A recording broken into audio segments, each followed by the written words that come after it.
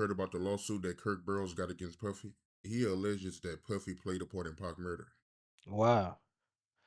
I never heard that. I never heard that. It's gonna be crazy because I guess when the trial of what, Keefe D, a lot of stuff is gonna probably be out. A lot of stuff probably gonna come out. A lot of hands, a lot of hidden hands, people that was involved. Eventually this stuff comes out. So I think you know, I believe the Keefe D story. And I'll tell you why. I believe his story because he wrote a book about it. He was arrogantly going on all these interviews saying what he was like. He was putting himself there at a murder scene. Whether Puffy had something to do with it or not, he said Puffy had something to do with it or not. Um, you know what I mean? And I wouldn't be surprised because back then, I don't like back then, the Puffy that we knew was a scary person. So usually scary people with money do scary things.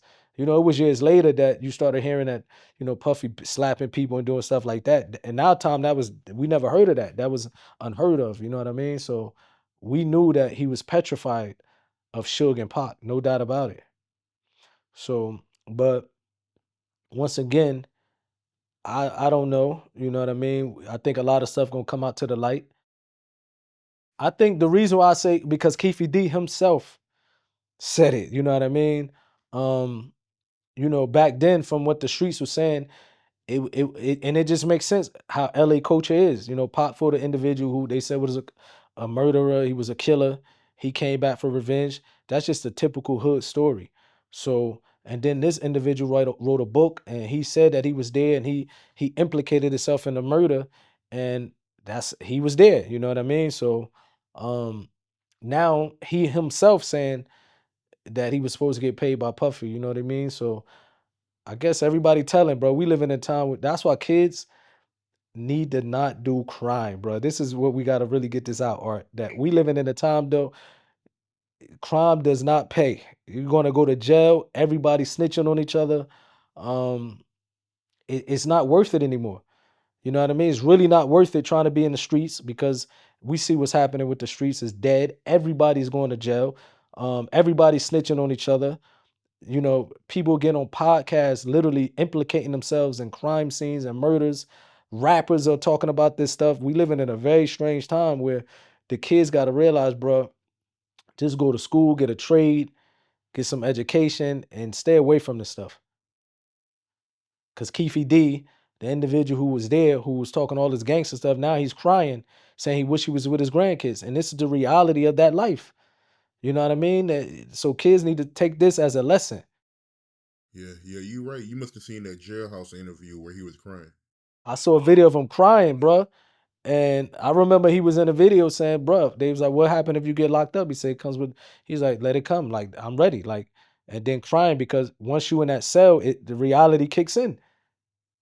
So kids really need to see this, bro, because it's really, we living in a time, there's cameras everywhere. They tapping everybody's phone. It's really work. It's really, you know what I mean? There's no way you're gonna survive doing criminal activities in this day of time. So you might as well, the kids need to listen and clean up, bro. You know what I mean? They shouldn't follow the footsteps of these individuals. Yeah, I remember that. I did an interview with him, and yeah, he was Yeah. talking tough, man.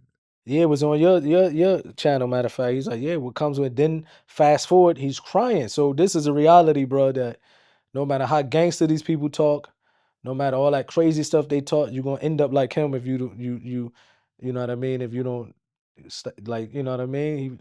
That's crazy, bro. But he put himself there, he put himself there. I guess this, we living in a time where it came so fast. Maybe it was like phones when people started having cell phones, they was talking, and a lot of people was getting locked up. But then they was able to get smart and say, okay, now they're recording our conversations. I guess podcast and YouTube is like the new phones. It's so new that everybody's getting on it. Like, well, this old mob member talk about all his murders. Let me talk about moms. This old, and they just start implicating themselves. Well, I'm like, bro, who does that? That old mob member might have just did 30 years. He came home. So that's why he probably telling the story. These jokers didn't even get caught. They didn't even get caught yet, and they telling on themselves. So we living in a crazy time, bro.